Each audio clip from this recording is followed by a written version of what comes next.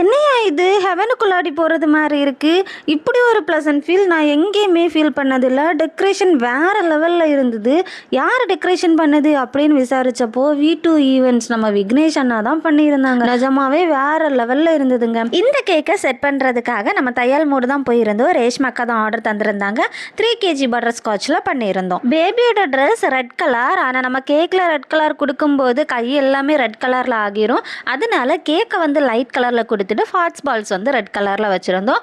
அது மாதிரி தான் பட்டர்ஃப்ளைஸும் ரெட் கலரில் வச்சுருந்தோம். இது ஒரு கஸ்டமைஸ்டு கேக் தான். கூடவே சிக்கல்ஸ், பாப்ஸ், டோனட், கப் கேக்ஸ் எல்லாமே ஆர்டர் பண்ணியிருந்தாங்க.